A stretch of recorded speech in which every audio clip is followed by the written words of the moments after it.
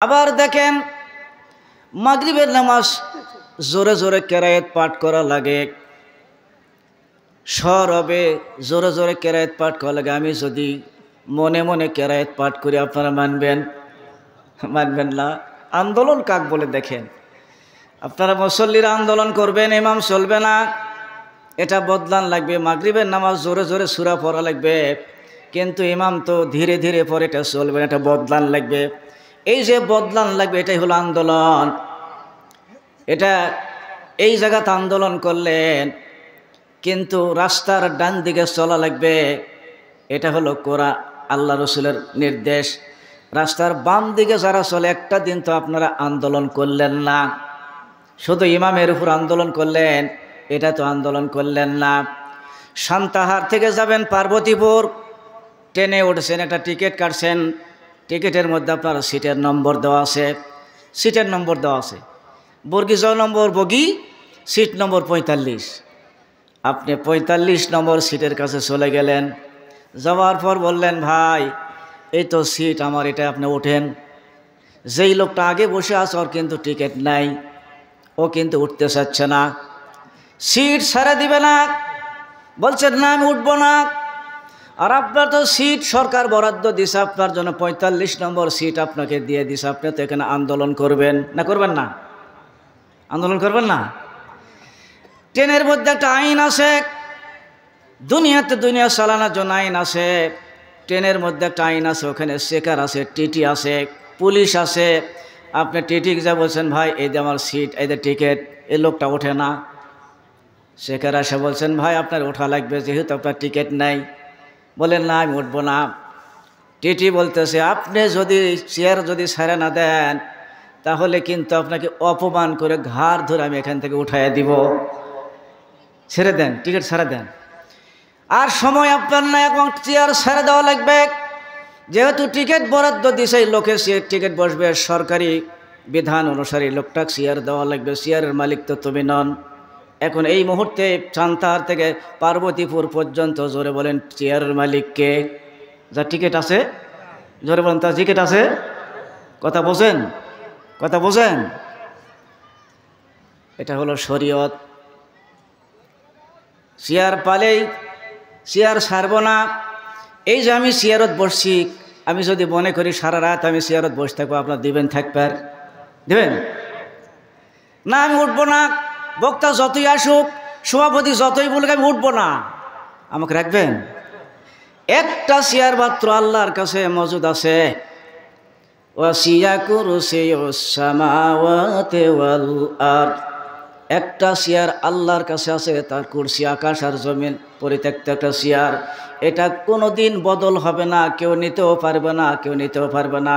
আর মহান আল্লাহ রাব্বুল আলামিন বলছে, না আমি যাকে যতক্ষণ সময় দিব ওই সময় পর্যন্ত থাকা লাগবে। আপনি যদি বলেন 42 সাল টার্গেট দিলাম, 21 সাল টার্গেট দিলাম, আপনাকে রাখবে। যেহেতু বরাদ্দ নাই সিট, আল্লাহর কাছ থেকে বরাদ্দ হয়ে গেছে, আপনাকে চেয়ার ছেড়ে দেওয়াই লাগবে। আল্লাহ বলছেন, কুল বিফাজলিল্লাহি ওয়া বিরহমাতিহি ফাবিযালিকা ফালইফরাহু হুয়া খায়রুম মিম্মা ইয়াজমাউন। জোরে বলুন আল্লাহু আকবার। আল্লাহ এখানে বুঝাচ্ছে, যারা আনন্দ করে ক্ষমতা পেয়ে, আল্লাহ বলছে ক্ষমতা পেয়ে আনন্দ করা যাবে না, কিছুক্ষণ পর ক্ষমতা তোমার থাকবে না, তুমি যেমন আছো সেমনি হয়ে যাবে। আজকে প্রমাণ পাওয়া যাচ্ছে। আমরা একদিন শুনেছিলাম, মুহূর্তের মধ্যে প্রেসিডেন্ট বাদশাহ ফকির হয়, আর ফকির বাদশাহ হয়। এটা শোনেন না আপনারা? আল্লাহ সাক্ষর দেখাচ্ছে আমাদেরকে, ক্ষমতার চেয়ারত থাকার পরেও এখান থেকে সে দেশ ছেড়ে চলে যাচ্ছে।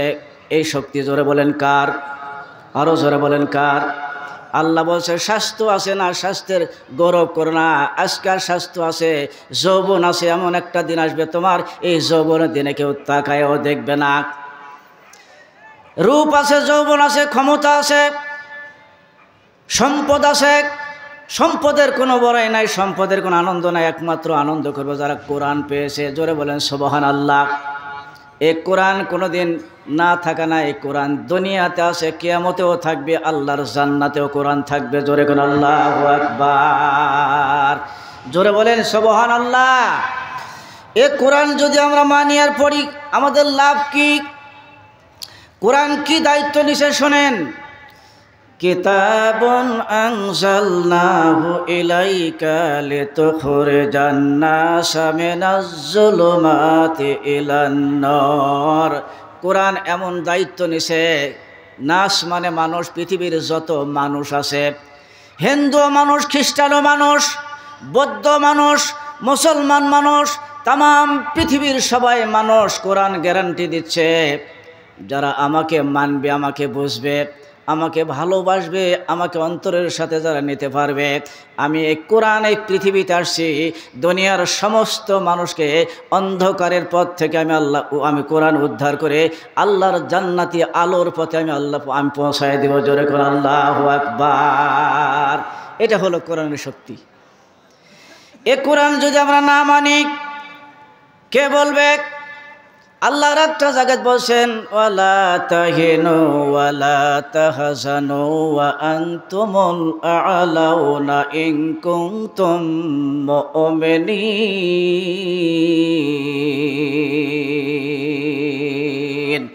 আল্লাহ বলছে তোমাদের ভয় নাই, তোমাদের কোনো চিন্তাও নাই, বিজয় তোমাদেরই আসবে। সুবহানাল্লাহ বলো সবাই।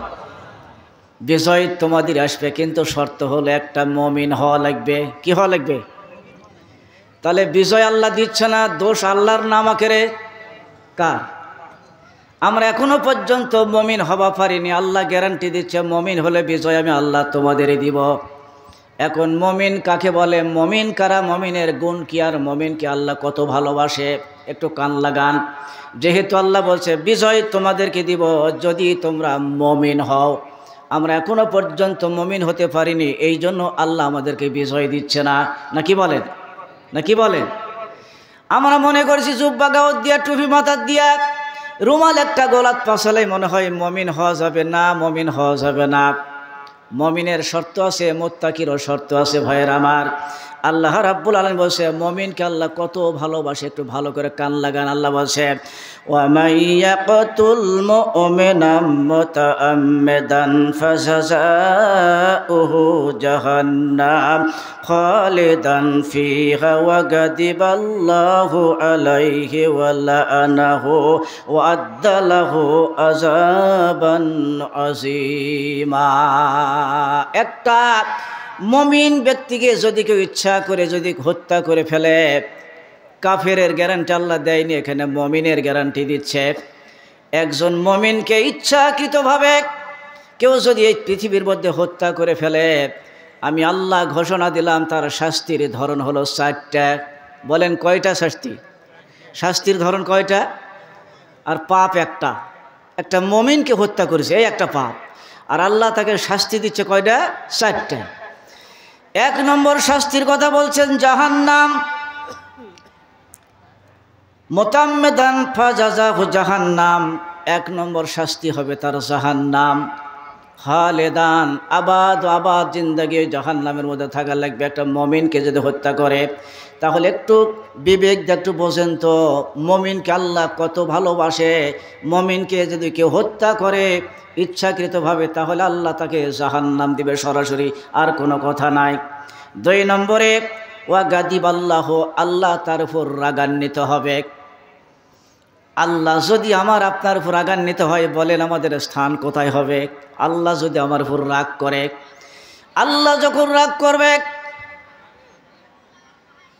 ফেরাউনের উপর আল্লাহ রাগ করছে।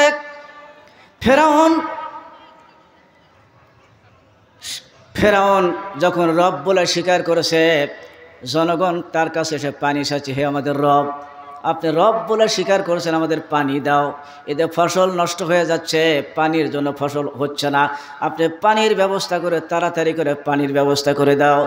ফেরাউন পাহাড়ের নিচে গিয়ে আল্লাহর কাছে কাঁদতেছে, আল্লাহ গো, আমি আখেরাত চাই না, দুনিয়াতে যা চাবো তাই আমাকে দাও, আখেরাত চাই না, আখেরাত আমি নিব না, আমার জনগণ পানি চাচ্ছে, পানি দেওয়া লাগবে। সাথে সাথে 2 জন লোক এসে ফেরাউনকে বলছে, বাদশাহ, আমরা 2 জনে আপনার কাছে একটা বিচার নিয়ে আসছি, আপনি একটা বিচার করে দেন। কি বিচার নিয়ে আসছেন? ফেরাউন বললেন, কি বিচার? বলে, আমরা বিচার নিয়ে আসছি, যেই রাজার প্রজা রাজার দেশে বাস করে, প্রজা যদি রাজার কথা না শোনে তাহলে তার শাস্তি কি হওয়া লাগবে, এই বিচারটা করে দেন। ফেরাউন এক বাক্যে বলছে তাকে নীল নদীর ডুবা মরা লাগবে, বলে একটু লিখে দেন। এই দুইজন যুবক বলছে বাদশাহ একটু এটা কলম দিয়ে লিখে দেন, বলে না লেখা লাগবে না, এটাই ফাইনাল, এটা ফাইনাল, লেখা লাগবে না। এই যুবক বলছে বাদশাহ আপনি তো একাই এই মরুভূমির প্রান্তে বসে আছেন, আর আমরা আছি দুইজন, যদি কাগজ কলমে লিখিত যদি না দেন তাহলে আমরা কিন্তু আপনাকে মেরে ফেলবো। ফেরাউন বলছে কাগজ কলম কোথায় পাবো, বলে কাগজ কলম আমাদের সাথে আছে, লিখে দেন। ফেরাউন লিখে দিচ্ছে যে রাজার রাজ্যে বাস করে প্রজা যদি কোনো রাজার কথা না শোনে তাকে নীল নদীর ডুবা মরা ভালো। আর ওই আল্লাহর ফেরেশতার যুবক রূপ ধারণ করে আসছে, বলছেন বাদশাহ আজকে যেইটা রায় আপনি লিখে দিলেন এই রায়টা আপনার উপরেই কিন্তু এই রায়টা কার্যকর হবে। বলেন তো ঠিক কি না কন? 2 নম্বর আল্লাহ রাগান্বিত হবে তার উপর। মুমিনকে যদি কেউ হত্যা করে ফেলে তাহলে তার উপর আল্লাহ রাগান্বিত হবে। আর 3 নম্বর আল্লাহ বলছেন ওয়াল্লানাতাহু, আমি আল্লাহ তাকে লানত করব, অপমান করব। কীরকম অপমান হচ্ছে আমরা তো সবাই বুঝতে পারতেছি, জোরে কোন ঠিক কিনা? এত বড় ক্ষমতার পাওয়ার, কত মুমিন বান্দাকে ফাঁসি কাষ্টে ঝুলাই দিয়েছে। একজন নির্দোষী মানুষকে অপরাধী বানাতে বেশি সময় লাগে না। আমি সেই আয়াতটা আপনাদের সম্মুখে তেলাওয়াত করেছি, ইন্নাল্লাযীনা ক্বালু রাব্বুনাল্লাহু সুম্মা ইসতাকামু তাতানাজ্জালু আলাইহিমুল মালায়েকা। নিশ্চয় যারা বলবে রব আল্লাহ, একটু লম্বা করে জোরে করে বড় করে বলেন তো আমাদের রব কে? আরো জোরে বলেন রব কে? রব কাকে বলে? এই যে পিপিলিকা সকলের গ্রামের মধ্যে, এই মৌজার মধ্যে যতগুলা পিপিলিকা আছে, কোনো প্রেসিডেন্ট, কোনো গভর্নমেন্ট আর কোনো মন্ত্রী প্রধানমন্ত্রী কি পিপিলিকার কোনো খাবার বরাদ্দ দিছে নাকি? একটু বলেন, দিছে? এই সকলই মৌজার মধ্যে যত শারক পাখি আছে, কাক পাখি আছে, ঘুঘু পাখি আছে, সরকার মানুষের জন্য বরাদ্দ দেয়, দোস্ত মাতা দেয়, বয়স্ক ভাতা দেয়, বৃদ্ধ ভাতা দিচ্ছে। কিন্তু শারক পাখি আছে 1 লাখ শারক পাখি আছে মনে করেন বাংলাদেশে। একটা শারক পাখি কি খাবে, থাকবে কোথায়, এর বরাদ্দ কোনো মন্ত্রী দিয়েছে নাকি? বলেন তো দেখি। আল্লাহ হচ্ছেন সেই রব। পৃথিবীর এমন কোনো প্রাণী নাই যার খাদ্যের বরাদ্দ আল্লাহ দেয় না, মুখের সামনে দিয়ে দেয়। এই মুমিন বান্দাকে যারা হত্যা করতেছে, ফাঁসি কাষ্টে ঝুলছে, একজন মানুষের ফাঁসি হবে আর 2 ঘন্টা সময় আছে, 2 ঘন্টা পরে ফাঁসির মঞ্চে যাওয়া লাগবে। কারারক্ষী এসে বলছে স্যার আর 2 ঘন্টা আপনার সময়, 2 ঘন্টা পরে আপনার ফাঁসি কাষ্টে যাওয়া লাগবে, মঞ্চে যাওয়া লাগবে। আর এ যার ফাঁসি হচ্ছে সে বলছে বাবা তাহলে 2 ঘন্টা যেহেতু সময় আছে, 1 ঘন্টা আমি না ঘুমাইলি। সুবহানাল্লাহ বলে সবাই, সুবহানাল্লাহ বলেন। ঘুম আসবে? ফাঁসির কাষ্টে, ফাঁসির দড়ি উপরে চলছে আর বলতেছে আমি না ঘুমাইলি 1 ঘন্টা। ঘুম আসবে? আপনার তো ঘুম আসবে? আসবে না। ঘুম কেন আসে? ঘুম কেন আসে আল্লাহ বলছেন, যারা বলছে আমার রব হলো আল্লাহ, সুম্মা ইসতাকামু, আল্লাহ এই শব্দটা ব্যবহার করলেন কেন? সুম্মা ইসতাকামু, খালি রব বললেই হবে না, এক দল থেকে আরেক দলে মানুষ যায় সুবিধা নেওয়ার জন্য। কথা বলেন ঠিক কিনা? এক দল সরকারি দল আছে সুবিধা নেওয়ার জন্য, বিপক্ষ দল থেকে মানুষ সরকারি দল গ্রহণ করে না। আল্লাহ বলছে যারা আমাকে রব বলে স্বীকার করবে, সুম্মা ইসতাকামু, তার উপর অটুট থাকা লাগবে, অনড় থাকা লাগবে। তার মানে আল্লাহ জানে রব বলে যদি কেউ স্বীকার করে দুনিয়ার ঝামেলা তার উপর চাপায়া যাবে। কথা বলেন ঠিক কিনা? দুনিয়ার ঝামেলা সব আসবে, জেল জুলুম অত্যাচার আসবে, যারা আসবে। আল্লাহ বলছে যতই আসুক না কেন, আর ফাঁসির মঞ্চ 1 ঘন্টা বাকি আছে, 1 ঘন্টার পর মঞ্চে যাওয়া লাগবে। এই লোকটা বলতেছে বাবা আমি একটা ঘুমাইলি। ঘুম কেন আসে আল্লাহর কোরআন তা বলে দিচ্ছে, তাতানাজ্জালু আলাইহিমুল মালায়েকা আল্লা তাখাফু ওয়া লা তাহজানু ওয়া আবশিরু বিল জান্নাতিল্লাতি কুনতুম তুআদুন। যখন মরণ আসবে, দুনিয়াতে আল্লাহর পথে যারা টিকে থাকবে, রবের দিকে যারা টিকে থাকবে, এদের মরণ যখন আসবে এক দল ফেরেশতা আল্লাহ তার কাছে পাঠায় দিবে। জোরে সোরে একবার বলুন না সুবহানাল্লাহ। এই গ্যারান্টি কার? বলেন কার? মরণ তো একদিন আসবেই। এমন মরণ আসবে আমার আল্লাহর ফেরেশতা মরণের আগে আমার কাছে একদল ফেরেশতা তাতানাজ্জালু আলাইহিমুল মালাইকা, একদল ফেরেশতা আল্লাহর পক্ষ থেকে এসে বলবে, আল্লাহর বান্দা ভয় করিস না, আল্লাহ তাকাফু ভয় করিও না, ওলা তাহাজানো চিন্তাও করিও না। ভয় কিসের? ভয় হলো আপনাকে থানার যদি ধরে নিয়ে যায়, মনে করেন এই সকলি থেকে একটা মানুষ থানার ধরে নিয়ে গেছে, বিচার হবে কোর্টে, যতক্ষণ পর্যন্ত বিচার না হবে এতক্ষণ পর্যন্ত আপনাকে রাখার একটা জায়গা আছে, তার নাম হলো জেল হাজত। হাজতের মধ্যে আপনাকে আটক করে রাখবে বিচার ফাইসলা না হওয়া পর্যন্ত। মহান আল্লাহ বলছে বিচারের মাঠ হলো কিয়ামতের মাঠ, ওটা বিচারের মাঠ। বিচার না হওয়া পর্যন্ত আমাকে রাখার একটা জায়গা আছে, তার নাম হলো কবর। এই কবরে লাখো কোটি বছর পড়ে থাকা লাগবে, বিচারের আশায় পড়ে থাকা লাগবে। আল্লাহ রাব্বুল আলামিন বসে, বান্দা ভয় করিও না। ভয় কিসের? ভয় হলো কবর থেকে নিয়ে কিয়ামতের মাঠ পর্যন্ত যত কবরের মধ্যে আযাব আর গজব আছে, সমস্ত আযাব গজব থেকে আল্লাহ বাঁচায় দিবে, এই দায়িত্ব মহান আল্লাহ নিয়ে নিয়েছে। জোরে করেন সুবহানাল্লাহ। আর চিন্তা কি? চিন্তা হলো মনে করেন 10 বিঘা সম্পদ আপনি কিনেছেন, ব্যাংকে 2 কোটি টাকা পড়ে আছে, আপনার বাচ্চা ছেলে মেয়ে আছে, ছেলে মেয়ে কীভাবে চলবে, কিভাবে খাবে, এই দায়িত্ব মহান আল্লাহ রাব্বুল আলামিন গ্রহণ করে নিয়েছে। জোরে সোরে কন্যা সুবহানাল্লাহ। ভয় নাই, চিন্তাও নাই। ঘুম কেমনে ধরতেছে? আল্লাহর ফেরেশতা বলছে, আল্লাহর বান্দা ভয় করিস না, চিন্তাও করিস না, আল্লাহর সব দায়িত্ব নিয়ে নিছে। আবার মহান আল্লাহ রাব্বুল আলামিন আবার বলছে, বান্দা ওয়ালা ওয়ালা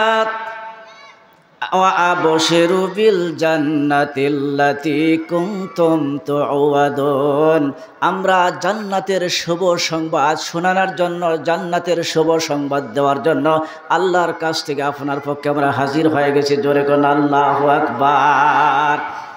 মুমিন যদি হতে পারেন, মুমিনকে আল্লাহ কত ভালোবাসে, জীবন্ত বেঁচে থাকতে আল্লাহ জান্নাতের সুসংবাদ আপনাকে শোনায় দিবে যদি মুমিন হতে পারেন। বিজয় তোমাদেরই আসবে যদি তোমরা মুমিন হও। মুমিনকে আল্লাহ কত ভালোবাসে, আর এক জায়গায় বলছে, ইন্নাল লাগাশতারা মিনাল মুমিনিনা ওয়া আনফুসাহুম আমওয়ালাহুম বিআন্না লাহুমুল জান্নাত। আল্লাহ মুমিনের জান আর মাল ক্রয় করে নিয়েছে। মুমিনের জান আর মাল আল্লাহ ক্রয় করে নিয়েছে, বিনিময় তো আল্লাহ দিবে তাকে জান্নাত। জোরে বলেন তো কি দিবে? তাহলে মুমিন যদি আমরা হই, আল্লাহর পক্ষ থেকে আমাদেরকে জান্নাত দিবে আল্লাহ। মুমিনের জান আর মাল নিবে, কোনো কাফের বেঈমানের জান মাল আল্লাহ নিবে না, চায়নি দিলেও নিবে না।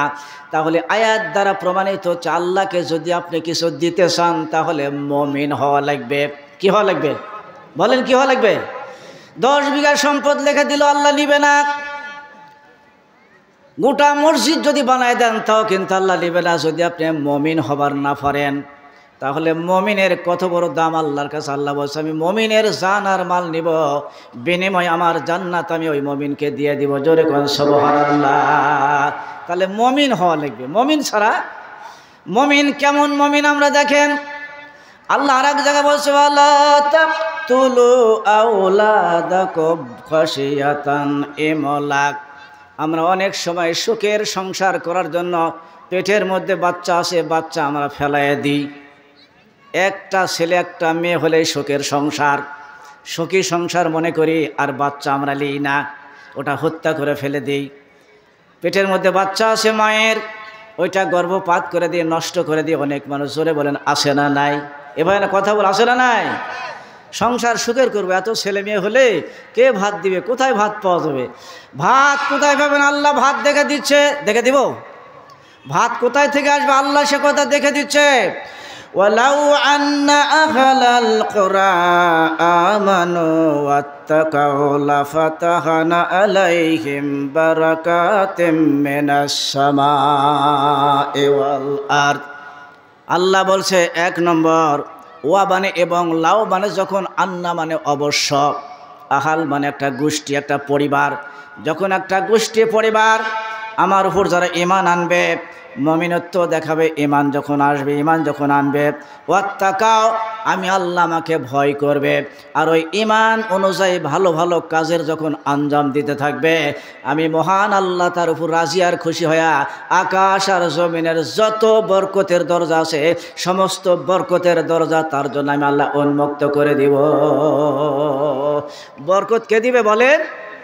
তো সন্তানজি হত্যা করে ফেললেন সুখের সংসার করার জন্য, আল্লাহর উপর বিশ্বাস আছে? সারা জীবন নামাজ পড়ে সেজদা আল্লাহ নিবে? মুমিন হওয়া লাগবে আমার ভাইয়েরা। ভাত কে দিতে পারে? মুসা আলাইহিস সালামের জাতি নিয়ে যখন তিহ ময়দানে যখন উপস্থিত হলেন, কোনো রান্না বান্না করা লাগে না, ঝাল নাই, লবণ নাই, রসুন নাই, পেঁয়াজ নাই, তরকারি নাই, কোটা নাই, বাসা নাই, আন্দা নাই, বাড়া নাই, বিনা পাকে বিনা রান্না বান্দায় আল্লাহ রাব্বুল আলামিন ওই জাতিকে এমন একটা খাদ্য আল্লাহ খাওয়াই দিছে, কোনো রান্না বান্না ছাড়া, কোনো রান্না বান্না নাই, পাকশিক নাই। শিশির মতো, লিহরের মতো, খিরসার মতো, সরের মতো মাটিতে এরকমভাবে সর পরে থাকতো, শুধু চামচ দিয়ে কেটে খাওয়া লাগবে। কোনো কাজ নাই, কাম নাই, ব্যবসা নাই, বাণিজ্য রান্না নাই, পারে আল্লাহ কথা বলছে, ওয়াজাল্লালনা আলাইকুমুল গামামা ওয়া আনজালনা আলাইকুমুল মান্না ওয়া সালওয়া। মান্না আর সালওয়া এই দুই খাদ্য। একটা হলো মান্না, মান্না হলো খিরসা জাতীয়, সর জাতীয়, খালি চামচ দিয়ে কেটে খাওয়া লাগবে। আর সালোয়া হলো একটা পাখির ভুনা মাংসকে বলা হয়। এই পাখির ভুনা মাংসকে আল্লাহ এই মুসা আলাইহিস সালামের জাতিকে আল্লাহ রান্না বান্না ছাড়া আল্লাহ খাওয়াইতে পারে। জোরে বলেন তো দেখি, ওই আল্লাহ এখনো আছে না নাই? আছে না নাই? তা আমার খাওয়াবো পার না কেন? বাচ্চা নষ্ট করে দিচ্ছি সুখের সংসার করার জন্যে।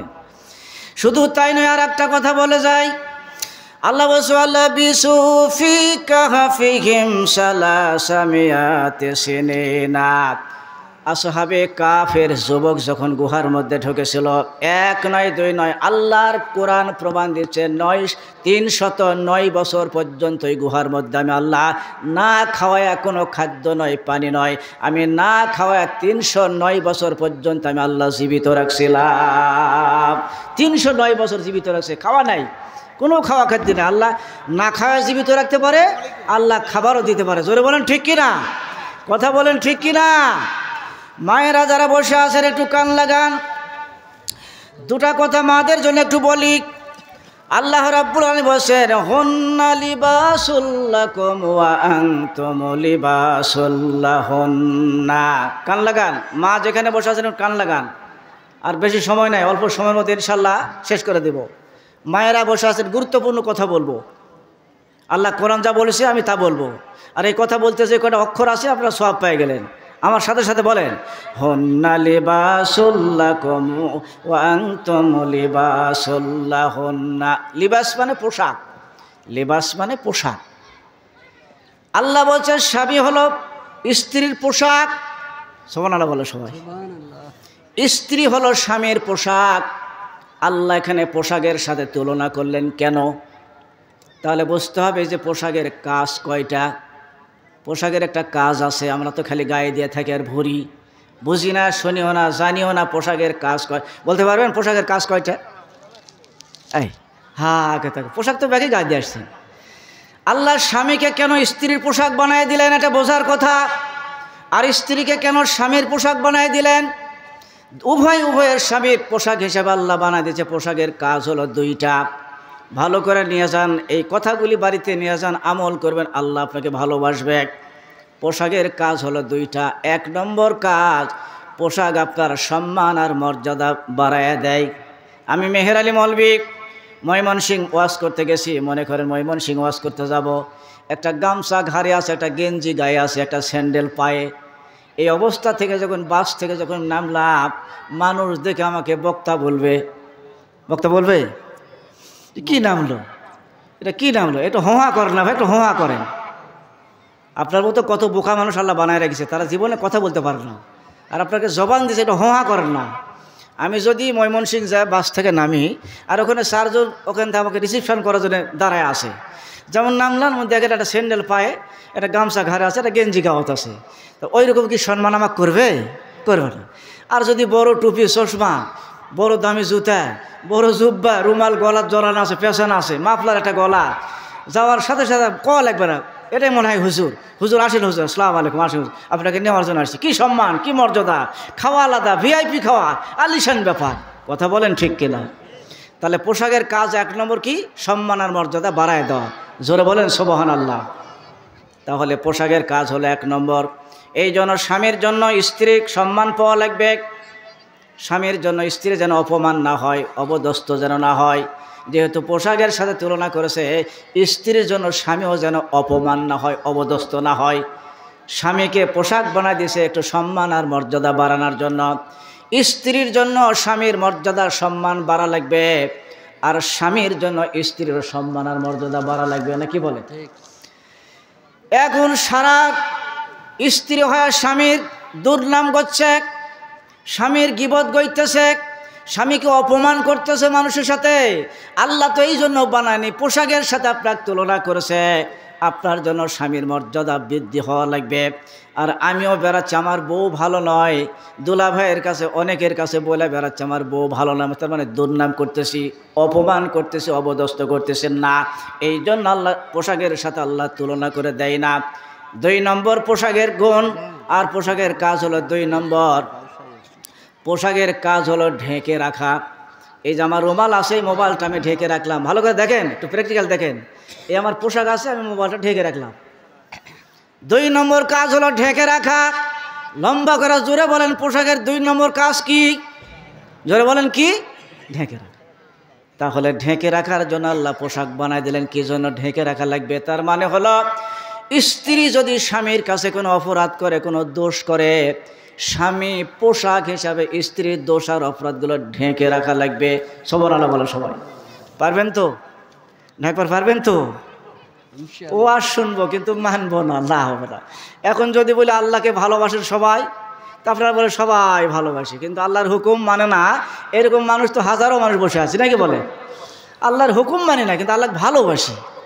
আপনাকে বউ ভালোবাসে, স্বামী খুব ভালোবাসে, কিন্তু বউ স্বামীর একটা কথাও শোনে না। এই ভালোবাসার কোনো দাম আছে? এই কোরআনকে ভালোবাসি, সবাই আছি, কিন্তু কোরআনের যে মধ্যে এর মধ্যে আইন আছে, এর মধ্যে হুকুম আছে, আমরা একটাও মানি না। কোরআনকে ভালোবাসলে তার দাম কম আর মর্যাদা বেশি। কোরআনকে যদি কেউ ভালোবাসে তার দাম কম আর মর্যাদা বেশি। কেমন? দেখেন একটা খাট বানাসের কাঠ দিয়ে, একটা খাটের 20,000 টাকা দাম। এই খাটের কোনো সম্মান মর্যাদা নেই। কত লাথি বাড়াচ্ছে, গুড়ি বাড়াচ্ছে, ছেলে পেলে পেশাব করছে, পায়খানা করছে, এর কোনো মর্যাদা নেই। আর কোরআনের সাথে সম্পর্কটা রেহেল 100 টাকা দাম মনে করে, দাম কম 100 টাকা।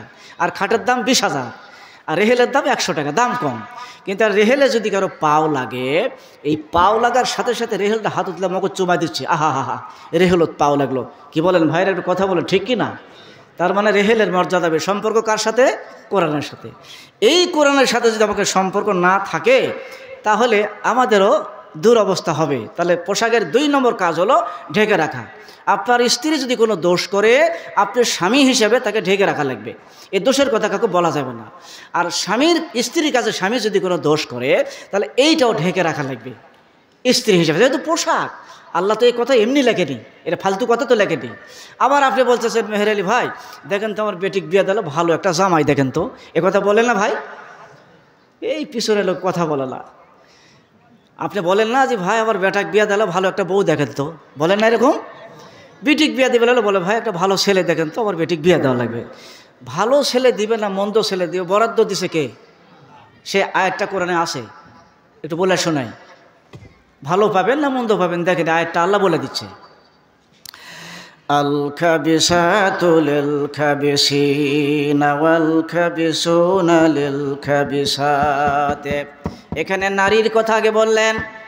দুশ্চরিত্রা নারী যদি হয়, নারীর যদি চরিত্র খারাপ হয়, যদি ভালো হয় না যায়, একটা নারী 4 জন ছেলের সাথে প্রেম করে, কয়জন? বিয়া একজনের সাথে আল্লাহর কসম হয় না। স্কুল জীবনে, স্কুলে লেখাপড়া করে আমরা তো জানি না একটা মেয়ে 4 জন যুবকের সাথে প্রেম করতেছে, কিন্তু বিয়ে একজনের সাথেও হবে না। আবার একটা ছেলে 4 জন মেয়ের সাথে প্রেম করে, ওই ছেলেও একটা মেয়েকে বিয়ে করবে না। আল্লাহ বলছেন যদি চরিত্রহীন হয়, যদি চরিত্র খারাপ হয়, আল খাবিসাতু লিল খাবিসিনা, চরিত্র যদি হীন হয়ে যায়, আমি আল্লাহ ওই মেয়েটার জন্য চরিত্রহীন একটা ছেলে বরাদ্দ দিয়ে দিছি। আপনি যতই বলেন না কেন, ভাই আমার জন্য একটা ভালো ছেলে দেখেন, আমি মেয়ে বিয়ে দেবো, কিন্তু এই মেয়ে আল্লাহ বরাদ্দ দিবে না। এই আল্লাহর সংসদ থেকে একটা বাজেট পেশ হয়ে গেছে, যদি আপনার চরিত্র খারাপ হয়, চরিত্র ছেলের সাথে বিয়ে হবে, এর বেশি কিন্তু হবে না। তার মানে হলো একটা কথা দিয়ে বোঝানোর চেষ্টা করতেছি, ভাইরা খুব সংকটে শোনেন। জুলুম করেছেন আপনি, মোবাইল ফোন কিনে দিয়া বেটিকে চরিত্র নষ্ট করে দিয়েছেন, এই বেটি আর মানুষের নিতে চাবে না। আপনাকে পিপাসা লাগছে, একটু পানি খাবেন, পিপাসা কলিজা ফেটে যাচ্ছে, পানি খাবেন, পানি পাওয়া যাচ্ছে না, বাজারে গেছেন, দেখেন একটা দোকান আছে, পানি বিক্রি হচ্ছে। ভাই পানি কয় টাকা গিলাস নেবেন? বলে 500 টাকা। 500 টাকা লাগলেও খাবেন, যেহেতু কলিজা ফেটে যাচ্ছে। কি করবেন? টাকা 1000 টাকা হলো 1 গিলাস পানি খাওয়া লাগবে। আপনার যেহেতু কলিজা ফেটে যাচ্ছে, সম্পদ পড়ে আছে, টাকা পড়ে আছে, কোনো মূল্য নাই, পানি 1 গিলাস আমাকে খাওয়াই লাগবে। এটা গুরুত্বপূর্ণ কথা, একটু ভালো করে বুঝবেন। পানি 1 গিলাস পানি 500 টাকা দাম দিয়ে আপনি কিনে খেলেন, আবার কিছুক্ষণ পর যাচ্ছে আর একটা দোকানত দেখলেন 1 গিলাস পানি খেলে আর 1 গিলাস ফ্রি দিবে, 1 গিলাস খেলে আর একটা ফ্রি। তার মানে পানি খুব একটা ভালো নয়, মানুষ খাইতে চায় না। 1 গিলাস যদি কেউ খায় আর 1 গিলাস ফ্রি দিবে, ফ্রি দেওয়া লাগবে কেন? যেহেতু খারাপ পানি ফ্রি দিচ্ছে, আপনার মেয়েটার চরিত্র খারাপ করে ফেলছেন, এই জন্য আপনার মেয়েকে ফ্রি দেওয়া লাগে অনেক কিছু। যুবকের তৃষ্ণা আছে, যৌবনের ক্ষুধা আছে, যৌবনের তৃষ্ণা আছে। আল্লাহ নারী আর পুরুষ সৃষ্টি করেছে শুধু যৌবনের ক্ষুধা মেটানোর জন্য।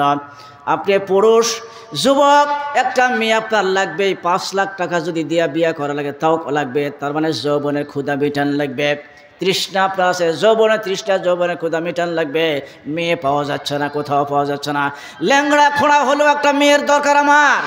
শুনেছেন সলিভদ্রী একটা মেয়ে আছে, প্রস্তাব দিলেন, ভাই অমুক যুবকের সাথে আপনার বিয়ে দেওয়া লাগবে। হ্যাঁ দিতে পারি, টাকা লাগবে 5 লাখ, মোহর দেওয়া লাগবে 5 লাখ, জমি বিক্রি করা হলেও 5 লাখ টাকা সংগ্রহ করে ওই মেয়েটা বিয়ে করার, যেহেতু পর্দার মধ্যে আছে, কোনো দিন দেখেনি কেউ, আর পায়ের সাথে জোল লাগতেছে, বাড়ির থেকে বাড়াতেই মেয়ে এসে 5 লাগতেছে, জোল লাগতেছে, এই জন্য মেয়ের দাম নাই। একটা মেয়ে দিলে তার সাথে কত ফ্রি দেওয়া লাগছে, খাট দেওয়া লাগবে, শোকেস দেওয়া লাগবে, মোটর সাইকেল আলমারি দেওয়া লাগবে, ফ্রিজ দেওয়া লাগবে, কত কি ফ্রি। তারপরে আপনার বিয়েকে লিভার চাচ্ছে না, কথা বলেন ঠিক কি না? ফ্রি দেওয়া লাগবে কেন? আরে জীবনের কলিজার টুকরাই তো আপনি দিয়ে দিলেন। এই মেয়েগুলো যদি পর্দার মধ্যে রাখতে পারতাম, কোনো দিন কোনো পুরুষে মেয়ে দেখেনি, একটা মেয়ে তার লাগবেও, যতই টাকা লাগুক মেয়েকে বিয়ে করবে, ফ্রি দেওয়া লাগবে না। আজকে জুলুমের জন্য আমরা পাচ্ছি না, আমাদের বিয়ে দিলে ফ্রি দেওয়া লাগছে, মেলা কিছু। আসেন তো দেখি, আর কথা নয়। মা বোন শুনলেন, হন্না লিবাসুল্লাকুম আনতুম লিবাসুল্লাহ হন্না, স্বামীর পোশাক আপনাকে বানায় দিছে, স্বামীর দোষ ত্রুটি আপনাকে ঢেকে রাখা লাগবে। আর ভাইয়েরা, আপনাদের স্ত্রীর যত দোষ অপরাধ করো, আপনাকেও ঢেকে রাখা লাগবে।